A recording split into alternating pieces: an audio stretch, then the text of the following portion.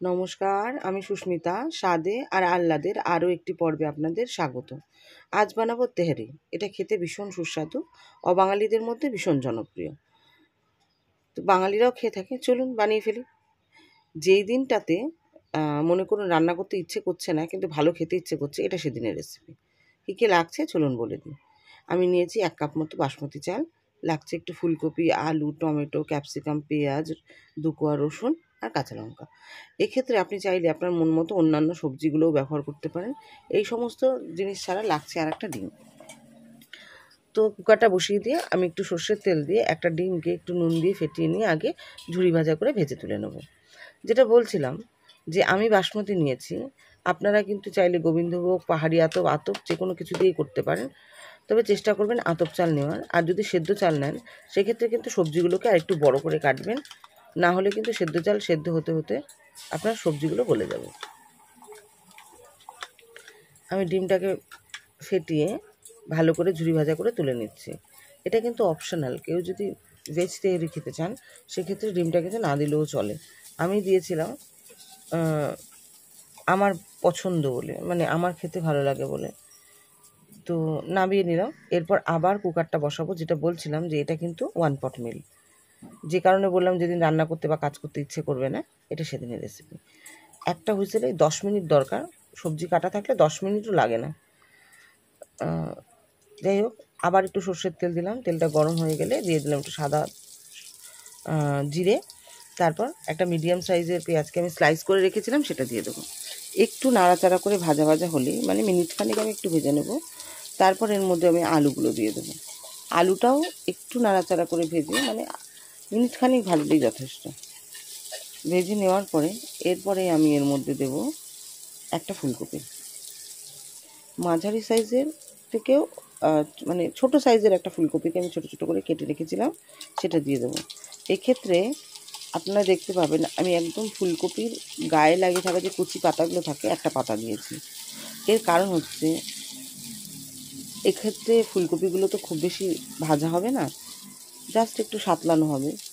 তো ওই সময়টুকুর মধ্যেই পাতাটা কিন্তু বেশ ভালো ভাজা হয়ে যাবে, যার ফলে ফুলকপি ভাজার যে সুন্দর মিষ্টি স্মেলটা, সেটা কিন্তু সুন্দর মিষ্টি যে গন্ধটা, সেটা কিন্তু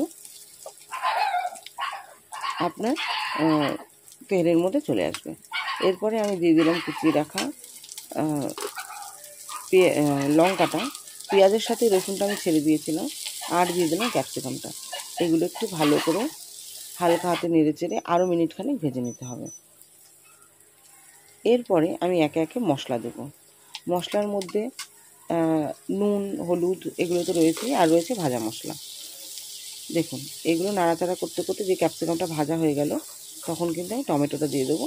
টমেটোটা দিয়ে কিন্তু খুব বেশি গলাবেন না, মানে খুব বেশিক্ষণ নাড়াচাড়া করবেন না, একদম শেষের দিকেই দেবেন, কারণ টমেটোটা কিন্তু এখানে আপনার সবজি হিসেবে ব্যবহার হচ্ছে।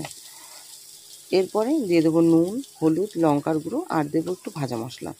ভাজা মশলা বলতে একটু জিরে, একটু ধনে, একটু তেজপাতা, এগুলো খালি তাওয়ায় নেড়ে নিয়ে ভেজে, মানে নেড়ে নিয়ে ঠান্ডা করে গুঁড়ো করে রাখা থাকে আমার বাড়িতে। যদি আপনাদের বাড়িতে ভাজা মশলাটা অ্যাভেলেবেল না থাকে সেক্ষেত্রে খালি তাওয়ায় একটু জিরের গুঁড়ো, একটু ধনের গুঁড়ো ইকুয়াল কোয়ান্টিটিতে নিয়ে নাড়াচাড়া করে একটু ভেজে দিলেই কিন্তু এইভাবে রান্না আপনারা করতে পারবেন। আর দিয়ে দিলাম সামান্য একটু চিনি। এটা অপশনাল, নাও দিতে পারেন, কিন্তু আমার মনে হয় টেস্টটা ব্যালেন্স করে। এরপর ভালো করে নেড়ে চেড়ে এর মধ্যে আমি দিয়ে দেবো বাসমতি চালটা। চালটা আমি মিনিট 20 আগে ভিজিয়ে রেখেছিলাম। 15-20 মিনিটের বেশি ভেজাবেন না, তাহলে কিন্তু কুকারে সিটি দিলে আপনার চালটা একদম গলে যাওয়ার সম্ভাবনা থাকবে। মোটামুটি 15-20 মিনিট ভেজালে এনাফ, আপনি কিন্তু তারপরে রান্না করতে পারবেন। এরপর এই চালটাকেও আমি একটু নাড়াচাড়া করে এই সবজির সাথে ভেজে নেব। মোটামুটি সমস্ত মশলাই আমাদের দেওয়া হয়ে গেছে, শুধু একটা মশলাই বাকি, সেটা হচ্ছে একটু গরম মশলা। এই গরম মশলাটা কিন্তু মোটেও অপশনাল নয়, দিতেই হবে। আপনাদের বলবো এই গরম মশলাটা দিয়ে একটু নাড়াচাড়া করে জল দিয়ে দেবেন। চাল যা দিয়েছি তার ডবল চাল, আমি এখানে 1 কাপ দিয়েছি, সুতরাং 2 কাপ জল আমি ব্যবহার করব। এই রান্নাটা কিন্তু ভীষণ ভালো হয়, খেতে। করতে খুব সহজ, 10 থেকে 15 মিনিট সবজি কাটা টাটা সব কিছু নিয়ে।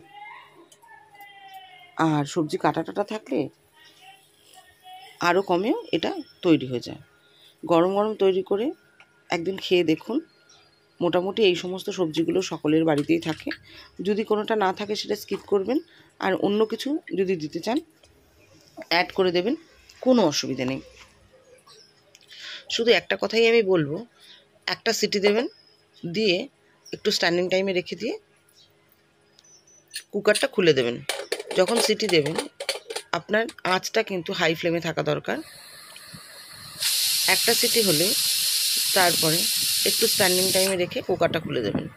আর আপনার চাল যদি খুব বেশি পুরনো না হয় তাহলে কিছুটা সিটি কিন্তু আমি বার করে দেওয়ার অনুরোধ করব। এরপরে প্লেটে বেড়ে শুধু খাওয়ার অপেক্ষা। বিশ্বাস করুন এটা খেতে অসাধারণ হয়। অনুরোধ করব বাড়িতে একবার বানিয়ে দেখুন। আর আমার রেসিপিটা যদি ভালো লাগে তো লাইক, শেয়ার ও কমেন্ট করার অনুরোধ রইল। আর এখনও যদি সাবস্ক্রাইব না করে থাকেন অনুরোধ করব সাবস্ক্রাইব করে দেওয়ার, আর বেল বাটনটাও প্রেস করে দেওয়ার। ধন্যবাদ।